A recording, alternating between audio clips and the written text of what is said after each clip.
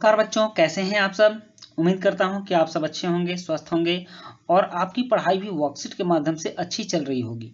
तो चलिए शुरू करते हैं आज की वर्कशीट। और आज की वर्कशीट है क्लास 8 के सामाजिक विज्ञान, सामाजिक और राजनीतिक जीवन की वर्कशीट नंबर 11। जैसा कि आपने हेडिंग में पढ़ा है कि सामाजिक और राजनीतिक जीवन, तो हमारे समाज का जीवन कैसा है, कैसा रहना चाहिए और राजनीतिक रूप से हमारा रहन सहन कैसा है, इस चीज की भी चर्चा हमारे इन कार्यपत्रकों में हो रही है। तो आज हम करने वाले हैं पाठ 7 से हाशियाकरण की समझ। हाशियाकरण का मतलब समझते हैं? समूह से छिटक जाना, अलग हो जाना, हाशिए पर आ जाना, ठीक, या शेष रह जाना, इसको हाशियाकरण कहते हैं। जब कोई अपने समाज से अलग हो जाता है तो वो हाशिया कहलाता है। जैसे कि समाज से अलग रहना या अलग कर देना। हाशियाकरण का मतलब होता है किसी व्यक्ति, समूह या समुदाय के लोगों को औरों से अलग, कमतर समझना और समाज से बेदखली का एहसास करवाना। जैसे कि हमारे समाज में अभी भी देखने को मिलता है कि कुछ ऐसे व्यक्ति होते हैं या कुछ ऐसे सामाजिक परंपराएं भी होती हैं जो कि कहती हैं कि इन लोगों के साथ नहीं बैठना चाहिए, इनके साथ नहीं रहना चाहिए, ये नहीं करना चाहिए, वो नहीं करना चाहिए, उस बस्ती में नहीं जाना चाहिए। तो इस तरह की जो बातें होती है कहीं ना कहीं उन लोगों को हाशिए पर ले जाती है जिनसे कि भेदभाव किया जाता है। तो यह हाशियाकरण कहलाता है। ऐसा व्यक्ति या समूह सामाजिक चीजों के केंद्र में नहीं रहता। मतलब हमारे समाज में जिनके बारे में नहीं सोचा जाता है, जिनके लिए कोई नियमन नहीं है, उनके लिए कोई नियम कानून नहीं बनाया जाता है, या फिर जिन पर कुछ विचार नहीं किया जाता है, उनको हाशियाकरण समझा जाता है, कहा जाता है। और ये समझा जाता है कि वो समाज के हाशिए में है या अपने आप को समाज के साथ रहने लायक को नहीं समझते, या एहसास करता है कि उनका व्यवहार अन्य लोगों के साथ सही नहीं है, या और लोग उनको अपने आसपास पसंद नहीं करते। तो यही जो एहसास है वह हाशियाकरण कहलाता है। समाज का यह तबका अपनी राजनीतिक, आर्थिक और सामाजिक भागीदारी से वंचित रहने वाला वर्ग बनकर रह जाता है। मतलब इनको ना राजनीतिक अधिकार मिल पाता है, ना आर्थिक अधिकार मिल पाता है, और ना ही सामाजिक अधिकार और समाज में भागीदारी मिल पाता है। समाज में इनकी जो भागीदारी है वह उससे यह अलग हो जाते हैं, उससे हाशिए पर चले जाते हैं। तो इसका मतलब हाशियाकरण होता है कि इन लोगों को हाशिए पर रख दिया गया है, उनके बारे में कोई सोच नहीं रहा है, कोई विचार नहीं रहा है। कई बार लोग इस समूह को दुश्मनी या डर की नज़र से भी देखते हैं। और हाशियाकरण में जो लोग रहते हैं, जो समाज से अलग रहते हैं, उनको कई बार लोग दुश्मनी से देखते हैं कि ये हमारे दुश्मन हैं, हमारे लिए फायदेमंद नहीं है, और डर की नज़र से भी देखते हैं कि ये हमें नुकसान पहुंचा देंगे या फिर हमारे लायक नहीं हैं।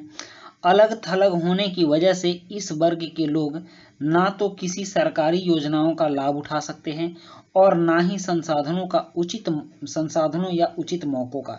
और जब इनको समाज के मुख्य धारा में नहीं लाया जाता है और समाज इनके लिए नहीं सोचता है, तो जो हमारे सरकारी लाभ होते हैं वह इन तक नहीं पहुंच पाते हैं, और ना ही वे संसाधन इनके पास पहुंच पाते हैं जो सबके लिए बने हैं।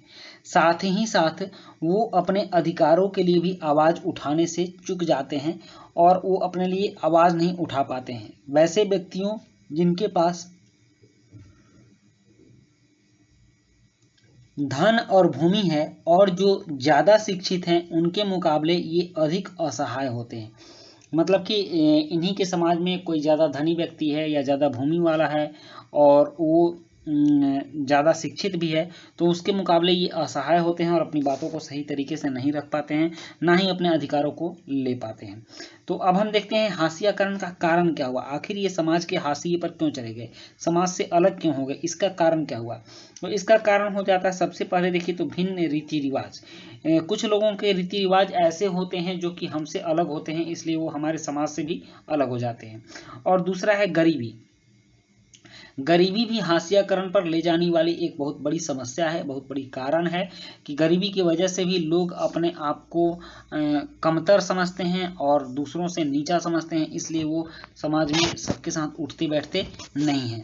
और कमतर सामाजिक दशा मतलब सामाजिक स्टेटस, सोसाइटी में जो स्टेटस है वो भी अगर किसी की कम हो तो अपने से ऊंचे लोगों के बीच जाना, रहना, खाना पीना वो अच्छा नहीं समझते हैं और लोग उससे अलग होकर आते हैं और धीरे धीरे हाशिए पर हो जाते हैं और धीरे धीरे वो कटकर अलग हो जाते हैं। और अगर वो किसी चीज़ की डिमांड करते भी हैं, अपने अधिकारों के प्रति सजग भी होते हैं, तो उनसे धनी जो लोग उसी समाज में रहते हैं वो उनको दबा देते हैं और आगे नहीं बढ़ने देते हैं। तो धीरे धीरे कमी होते होते ऐसे लोग समाज के हाशिए पर चले जाते हैं, उनका हाशियाकरण हो जाता है। और भिन्न भाषा, जैसे कि अगर किसी समाज में कोई भाषा बहुतायत में बोली जाती है और कुछ ऐसी भाषा हो जिसको बोलने वाले अल्पसंख्यक हों, कम लोग हों, तो इस तरह से भी लोग हाशियाकरण के शिकार हो जाते हैं कि निम्न भाषा बोलने वाले लोगों के साथ नहीं रहना है या फिर उनको बहुत सारी सुविधाएं नहीं देनी है। तो ऐसी ऐसी घटनाएं समाज में घटती हैं जिसकी वजह से हाशियाकरण की स्थिति आती है। अब बात करते हैं ऐसे ही एक समुदाय पर जिसको हम लोग आदिवासी कहते हैं। आदिवासी शब्द का मतलब होता है यानी ऐसा मूल निवासी। आदिवासी, आदि का मतलब शुरू होता है और वासी मतलब रहने वाला, शुरू से रहने वाला। तो आदिवासी का मतलब होता है ऐसा मूल निवासी समुदाय जो जंगलों के साथ जीते आए हैं और कई जगह आज भी उसी तरह जी रहे हैं। भारत के कई राज्यों में लगभग 8% आबादी आदिवासियों की है। मतलब भारत में 100 करोड़ अगर लोग हैं तो 8 करोड़ आबादी आदिवासियों के है। और आदिवासियों अपने पुरखों के गांव और प्रकृति की उपासना करते हैं। अपने गांव को छोड़कर नहीं जाते, ये जंगल से बाहर नहीं जाते, ये प्रकृति में पर्वत, नदी, पशु आदि को अपना निवास स्थान मानते हैं। हमने किताबों और फिल्मों में देखा होगा कि हमेशा रंग बिरंगी पोशाकों में और सिर पर मुकुट लगाए रहते हैं। ऐसा आप देख रहे हैं चित्र में।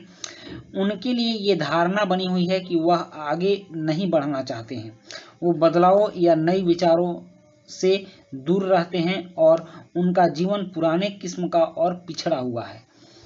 आदिवासी को आज हाशियाई और शक्तिहीन समुदायों के रूप में देखा जाता है।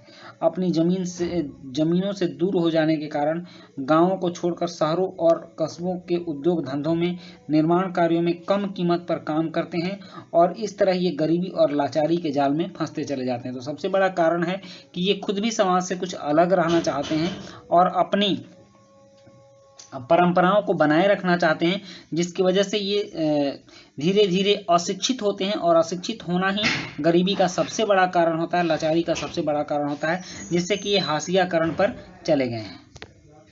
अब यहाँ कुछ प्रश्न हैं, जैसे कि हाशियाकरण किसे कहते हैं, हाशियाई लोग समाज से अलग क्यों रहते हैं, आदिवासी कौन होते हैं, आदिवासियों ने शहर में रहना क्यों शुरू किया, आपके विचार से हाशियाई लोगों को समाज में सम्मान कैसे मिल सकता है। तो चलिए अब इन प्रश्नों के उत्तर करते हैं। यहाँ प्रश्न 1 है, हाशियाकरण किसे कहते हैं। तो किसी व्यक्ति, समूह या समुदाय के लोगों को औरों से अलग, कमतर समझना या समाज से बेदखली करना हाशियाकरण कहलाता है। उसके बाद है, हाशियाई लोग समाज से अलग क्यों रहते हैं। तो हाशियाई लोग सामाजिक चीज़ों के केंद्र में नहीं रहते, बल्कि अपने आप को समाज के साथ रहने लायक नहीं समझते। उनका व्यवहार अन्य लोगों के साथ सही नहीं है और लोग उनको अपने पास पसंद नहीं करते। यही कारण है कि हाशियाई लोग अलग रहते हैं। नेक्स्ट है प्रश्न 3 कि आदिवासी कौन होते हैं। तो इसका उत्तर है कि ऐसे मूल निवासी समुदाय जो जंगलों के साथ जीते आए हैं और कई जगह आज भी उसी तरह जी रहे हैं, आदिवासी कहलाते हैं। नेक्स्ट है प्रश्न 5 कि आपके विचार से हाशियाई लोगों को समाज में सम्मान कैसे मिल सकता है। तो उसका उत्तर है कि हाशियाई लोगों का विकास करके, उनकी गरीबी दूर कर, उनको शिक्षा देकर समाज में सम्मान दिया जा सकता है। तो बच्चों, ये थी हमारी आज की वर्कशीट और आज की वर्कशीट कंप्लीट होती है। वीडियो अच्छी लगी हो तो लाइक, सब्सक्राइब, कमेंट जरूर कीजिएगा। मिलते हैं नेक्स्ट वीडियो में। Thank you.